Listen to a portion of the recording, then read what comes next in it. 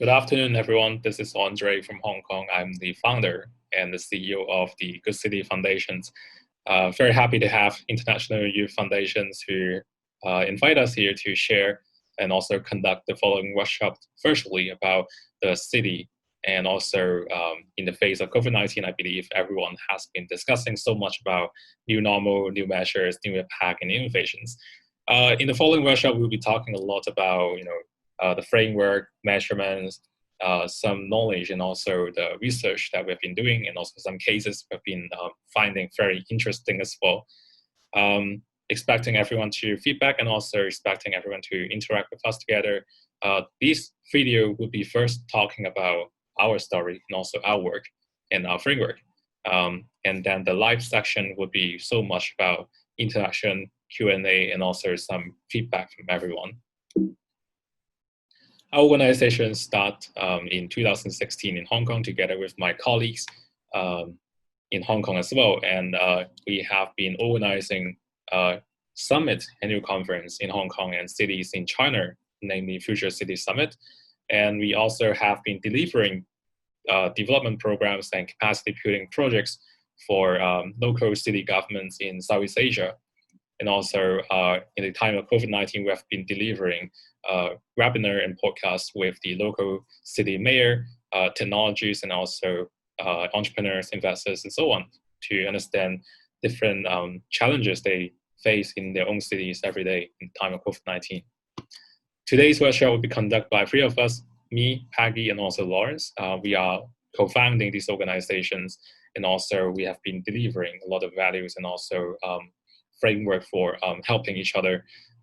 We are coming from a background of scholar, investment, and also entrepreneurship, especially from backgrounds such as fintech, housing, agriculture, and policy. We would crystallizing all different knowledge and also experience we would like to share with everyone how we have come across so far and what are the learning points that we can really deliver for everyone. The following workshop, the flow would be very simple. We would like to lay out a bit more what really happens nowadays and why city matters and why measurement, some frameworks, and how these will facilitate innovations for entrepreneurship and policies. We will be talking a little bit more about the evaluation for cities. So city benchmarking, upstreaming ecosystem developments with our colleague Peggy, and also evaluation and research basic concepts and how it can be applied in reality development scenarios by Lawrence. And lastly, we'll be sharing some case study and city profiles and definitely welcoming all Q&A again after these workshops. Well, so I think we all have been talking a lot about, restoring, going back to normal, and developing a better cities in time like COVID-19. Currently, we have been receiving a lot of news and also a lot of conversation talking about what would be future looks like. And definitely here, so far we believe that there will be two streams of thinking. One is recovery by restore, which is pretty much the public sector has been doing, which is delivering a lot of jobs and also SMEs economic stimulation packages, just like what Singapore has been delivering, and also many other like SMEs, A's, city planning, and so on. But there are also some other narrative from the private sector, especially startup community, that we believe that recovery can be also done by renovation. So creating new jobs, creating new business, even new industries, and at the end, the longer term of resilient policy. So this is all different sort of two dynamics that we are facing nowadays. There's no one absolute panacea to the whole problem. So at the end, we still believe collaboration is the key, and how to become one amazing solutions that will be the narrative nowadays. I think I don't have to explain too much what really happened nowadays in the global impact by COVID-19, traditional industries, and even the so-called technological unicorns in startups and new industries also face a lot of hits. And not just in the industries and global macroeconomics, I believe basically jobs and also skill losses because of the school closure and many other problems really happen. And there are also a lot of labor shocks to the market that many overseas workers were forced to going back to the provinces, and even some population were forced to moving back to the provinces as well from the capital cities, that create many labor shocks and also demand and supply shocks as well. And that sort of create a scenario in the wicked challenges nowadays to the world, that how we should evaluate the cities again, how we should evaluate the economies, so that we can come up with something new, innovative, and pragmatically useful and practical.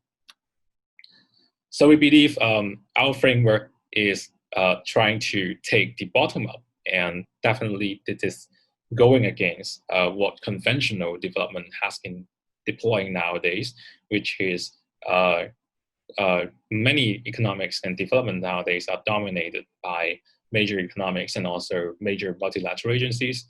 And also the two main other factors that really drive the long project cycles and also developments nowadays, including the aging leadership, which is it takes a long time, and also the leaderships in development world is mostly driven by the seniors, and there has been growing disparity of belief and also thinking among the public policy sector and also development, and at the end the startup and technology field.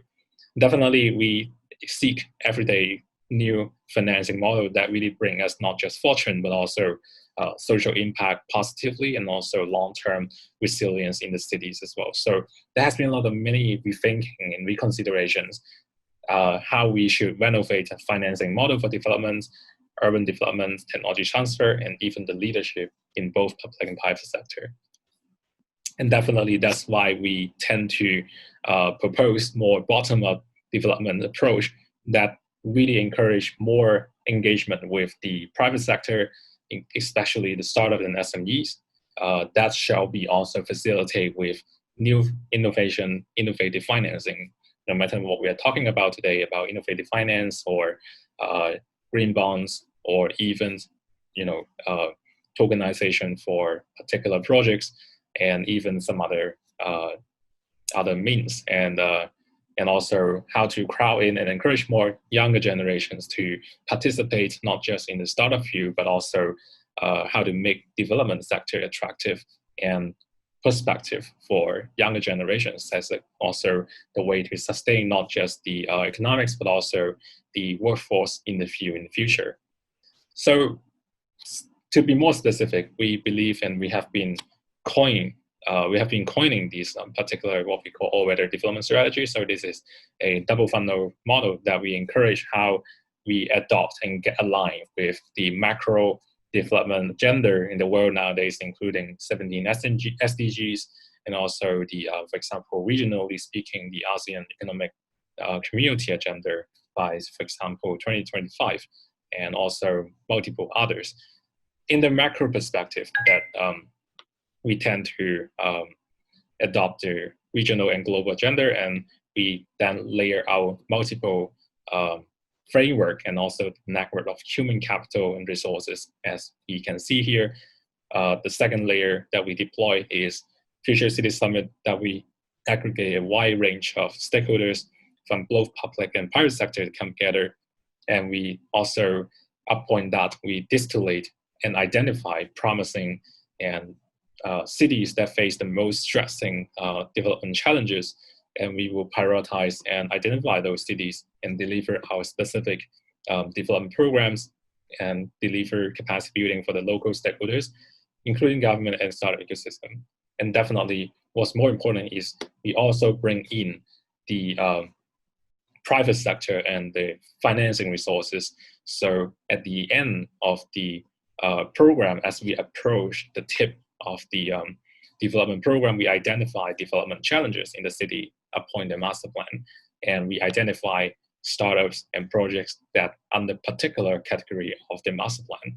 There we provide further resources and capacity building for them. So this is one funnel, and then that one funnel basically at the end from the macro perspective down to the city layer, that goes aligned then in parallel with the other city that we also adopt the same strategy to understand the city master planning, identify their wicked development master plan challenge, and identify one particular project or startup that requests particular support and incubations. And then the miracle things here that happen in the first part of the funnel here is portfolio 1 and portfolio 2 that we have identified in each city respectively basically share synergies that they can share the best practice together, collaborate, and even have something to go further, which is in the second bottom of the bottom of the another funnel, which is as portfolios come together and create synergies and alliance that enlarge the development agenda again, that go back to align with the regional and also even national, regional, and international development agenda that again enlarge the not just the synergies of their portfolios, but also the planning and at the end the goals of the global movement. That goes back to the recycle the fast network of Good City Foundation, Future City Summit. And that's in total. That's how we distillate that's how we distillate from agenda to stakeholders, actions, resources, and then recycling back to the stakeholders network, encouraging more stakeholders and partners come to portfolios groups and enlarge it back to the global agenda. So it's a cycle at the end, as everyone can see here. Moving forward, I'll be passing the time to my colleagues, Peggy, to share a bit more about as we develop and deploy this strategy, what can be the cases, what can be the some particular items that we need to address. I believe everyone here who has been listening here shall be either working on your policy or either working on your technology transfer innovations, some project implementations. There may be a lot of multiple other differences and difficulties along the entire ecosystem, including benchmarking, including evaluations, or probably even upstreaming developments. So I will pass it to my colleagues, Peggy, to share a bit more about it. Hello, everyone. I am Peggy, the Chief Strategy Officer of Future City Summit and Good City Foundation. Thank you so much for today's opportunity to share with you our latest innovation, the AI-driven city benchmarking tool for emerging cities and developing countries. I have a background in international development and investment banking for 6 years now, and I have been at the World Bank IFC as the upstream officer, as well as at Goldman Sachs as an equity specialist. Now, let me spend a few minutes to explain why it is important to develop the AI-driven city benchmarking tool in Future City Summit. We notice there are two big phenomena that creates the market opportunity for such type of products. Number one, commercial traditional financial institutions have credit rating agencies as part of the financial markets infrastructure. Companies like S&P, Moody's, and Fitch perform regular ratings on countries and their bonds issued at the sovereign level, and to give a rating to and a signal to the international investors and institutional investors on whether or not these assets are investable and how much return are they going to give back to the investors. However, there's very limited information at the city level, and also for developing countries, especially those who are much needed capital to support their economic development. And so this creates an opportunity for us to look at something that is a little bit more granular at a level where there is cities and specific sectors that also require similar credit rating support to attract more capital inflows into a city or a specific sector. The second phenomenon that we observed is the very limited uniformity of impact evaluation assessment. As we all know, as the impact investing space continues to develop, people have a lot of debate around how to measure the impact of a particular investment. A lot of the more sophisticated or well-established methodology surrounds on the project level impact that a particular investment or a particular company would develop. And in fact, that is at a very micro level that impacts perhaps the community or the direct beneficiaries that the company or the impact venture serves. So that is also creating an opportunity for impact investment related companies or players in the ecosystem to look one level higher at the sector level and at the market level to see how much more impact that is created and that has positive or maybe negative spillover effects to a specific economic sector in a developing country. So with these two phenomenons in mind, we saw an opportunity to do a city benchmarking tool. The reason that we are doing this is very well because we see there is a lack of information or very much significant information asymmetry gap in emerging countries, even though there are a lot of investors' interest who are looking into the opportunities of investing in a particular tier 2 or tier 3 cities, but they don't know where to start or which sector to look at. So our tool or our index exactly provides such information to show that in order to improve the competitiveness of this city, a certain or a few sectors must be developed, and this would present a long-term positive return potential to our investors.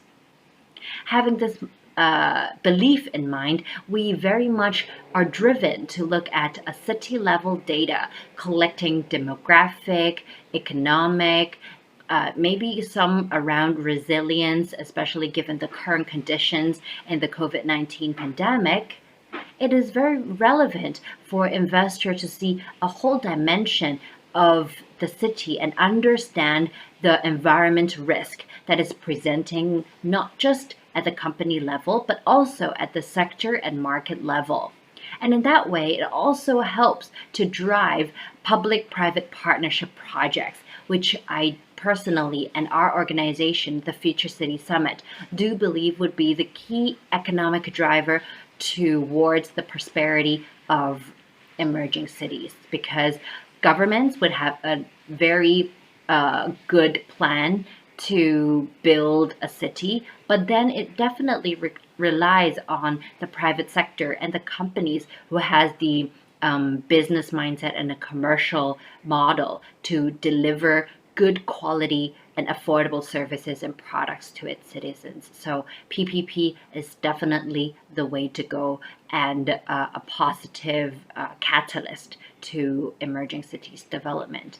And with our tool, we're able to inform the government which sector requires more investment and what gaps we're seeing in terms of capital and maybe even labor, talent needs or demands in the market that requires specific reinforcement or improvement to attract more investments coming into the city.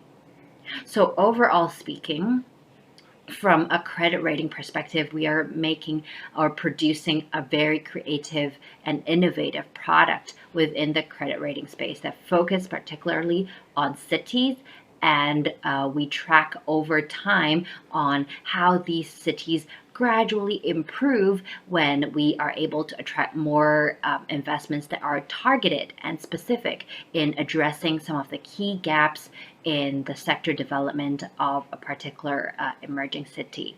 So we do hope that today you would be able to hear more about how our tool really works in terms of methodology and the research analysis behind it, and also specific case studies on some of the cities that we partner with in the Southeast Asia region. Thank you so much, Peggy, for sharing these. And the next section, I would also like to have our colleague Lawrence to share about his experience in social experiment, research concepts, and also some evaluation practices that he has been practicing and also adopting in his scholar career in Oxford University, and also multiple other campuses and institutions that he has collaborated with. And I think that would be practical and also would be insightful for some of the development of each other's each of you guys framework during the design. So I will pass the time to Lawrence, and I will have him to share a bit more about his insights and also some suggestions here. And definitely welcome everyone to share about more your questions and also your feedback as well. Hi everyone, I'm Lawrence Yu from Hong Kong, a PhD candidate in experimental psychology at the University of Oxford.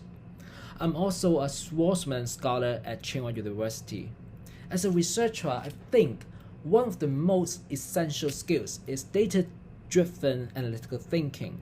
And today I would like to introduce to you QUISP, data mining process.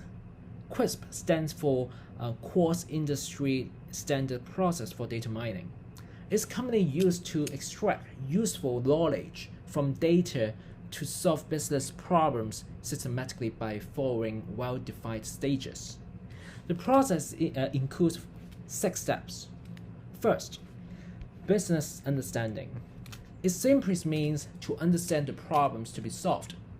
Under a very rare circumstance, a project comes to us as clearly defined and well-packaged data mining problem with no gap and no ambiguity. So that's why we have to figure out ourselves, what exactly do we want to do? What is the usage scenario? What exactly would we do it? Which part of the usage scenarios constitute possible data mining tasks?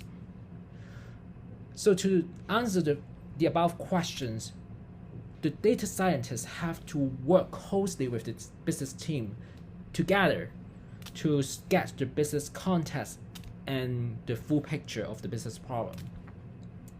Second, data understanding. There's a framework to help us to check whether the data satisfy the need to solve the business problems we defined and formulated in the first step. Understanding the strength and limitation of the data is super important, because rarely is there an exact match between data and business problems. So that's why you can see there's a small circle between business understanding and data understanding. Third, data preparation. We need to process the raw data to satisfy the requirement of modeling, which is the next step. So with some techniques, for example, aggregation to make data reduced to meaningful categories, and normalization to transform the data into a comparable range. Otherwise, the huge differences in values may affect our prediction. Fourth, modeling. We need to determine which algorithms to try. For example, regression. To determine which model approach. Or you may wish to split the data into training, test, and validation sets, and finally build a model. I mean, to run modeling tools on the prepared dataset to create at least one model. Fifth, evaluation. Evaluate a model how good it is. We have to check whether our solutions can solve the business problems in practice. We need to understand the impact of the solution in practice. For example, what consequences we can estimate with this solution. Any bad sequences or any catastrophic problem. Can we have some contingency plans to contain the failure? So as a business leader, after this kind of evaluations, we need to give a green light to deploy the data-driven solutions to production. Sixth, deployment. Deployment is the stage where we take actions with the solutions we built. The actions we take may be in different forms, as simple as putting a sign to remind people of a certain practice, It can be also as complex as changing plans, policies, or strategies. Sometimes the deployment means to integrate the data mining process we have built into an existing production system. In some other times, we need to integrate the entire data mining pipeline into the production systems because our model needs to be continuously updated over time. Overall, I would say the sequence of the threads is not that strict, and moving back and forth between different threads as it is always required. The arrows in the process diagram indicates the most important and frequent dependencies between phrases. The outer circle in the diagram symbolizes the cyclic nature of data mining itself. A data mining process continues after a solution has been deployed. The lesson learned during the process can trigger a new, often more focused business question, and the subsequent data mining processes will benefit from the experience of the previous ones. So to conclude, the Crypt's data mining process is intuitive in the entire process level and within the process itself. I hope the models can help you predict. Thank you.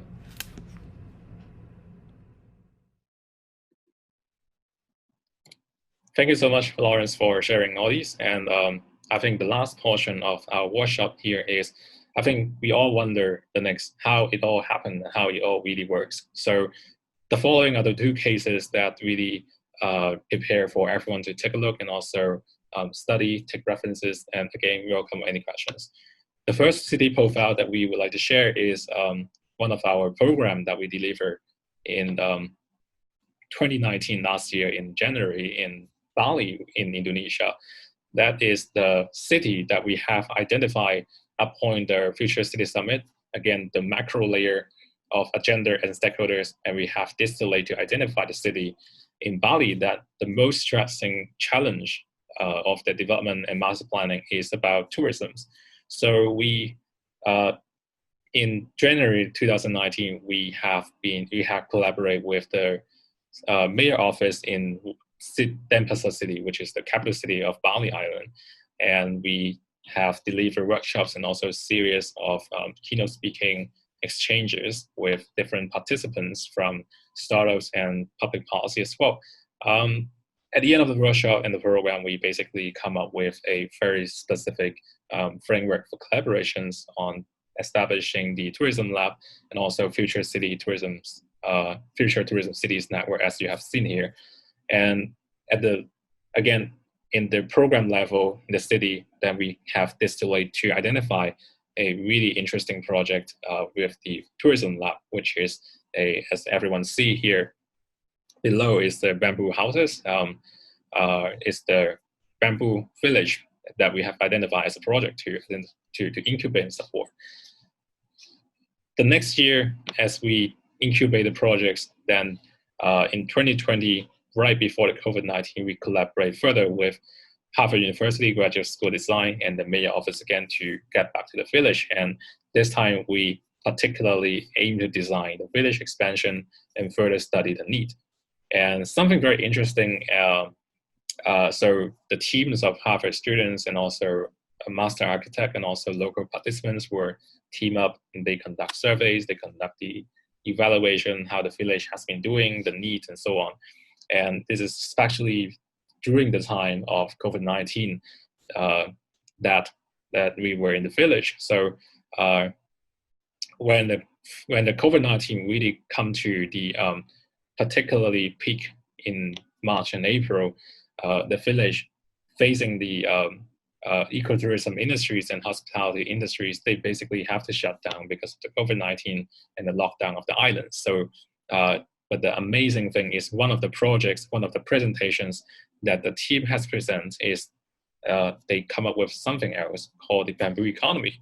So a note to share is that most of the houses that you all have seen here in Bali basically is built by bamboos, and those bamboo actually are more imported from the country's neighbor, like the Philippines and Vietnam. So with the COVID-19, basically global supply chain of such building materials were interrupted, and so not just tourism is being highly disrupted in the city, but also housing maintenance and many other developments. So the proposal from the student actually were coining the leveraging the 130 hectares of bamboo forest that they actually owned in Bali Island, and encourage the upskilling for the laborers to learn the life cycle of bamboo, including harvest, planting, maintenance, and also protections for the bamboo as the building materials, and so as to create a more self-sufficient bamboo materials. And during the March, as the peak season of the COVID-19, basically the village has adopted a proposal at the end, and they turned the village from hospitality into what they call bamboo treatment center. So the founder and the owner of the village upskill the labor and turn them into the people who understand the life cycle, and they help to maintain the bamboo from other houses that those materials have grown out. So turn out right now, as the COVID scenario is getting a bit better, the village is opening up for tourists again, but at the same time to maintain the bamboo treatment center as a case study, and definitely an amazing model for bamboo economy. This is a very brief case study that adopt the framework of bottom-up collaborations, and also the principle of understanding the need of the local economy with the principle of self-sufficiency, resilience, and so on. For those who want to question more, feel free to jump in and also type in any questions here. So the second portfolio, the second city, is also another program we have identified called Bandung City in Indonesia. So in January 2020, again, we sent our advisory team and colleagues to Bandung City to discuss and also explore the project with the mayor office in Bandung. And that time, one industry that we have picked is heritage economy. In Bandung, there are over 1,600 such heritage building and old houses, as you can see in the corner. So it has been a very big pain, and also tax structure struggle with the city government, as the revenue created from the old houses, only turning them into museum or art gallery, is very low. So the government has been facing a lot of challenges. How do you understand the city better, besides a very conventionally famous creative community in the city, but how can we leverage the city to the young populations and the young workforce to turn the city into something else? So as we have been exploring with the stakeholders, then together with our other advisors and technology partners who participate in the program, we come up with a solution called Urban Data Lab, so which is a community and ecosystem solutions that we encourage and propose to the city government for turning part of the old houses like this into digital community. So we encourage from players, say telecommunications, architecture, urban planning, payment, and all other digital solutions to first create digital community, digital entrepreneur community for the city, and how the shop houses internally would be more turning into tech communities friendly space. So it not just attracting tech startups and other technology-based corporate to enter such Bandung City, as the rent would become lower, and also lifestyle in Bandung compared to other cities are more livable. But at the same time, it's the beginning of creating the new community that is adopting technologies with the technological transformation for digital community in the city that create more pools of data. And as the data more abstract capture through private partnership, that also create evidence space for public policymakers to create more accurate and also more efficient and effective policy for the cities. So at the end of the program, we signed the collaboration together with the lady in the middle is the representative from the mayor office, and also together with the partners, representative from telecom company, digital payment company, edtech, and so on. So at least a few representative industry coming together to encourage and take the initiative to drive the digitalization for the city. That is the way we drive the challenges, how to turn crises or wicked problems such as old houses, urban transformations, and also the overlying on particular some conventional industries like tourism in Bali into something more. But it's all because of the principle of, again, resilience, bottom-up approach to understand the need, and also community development. So I believe this is pretty much some insight and also some framework that we have crystallized so far.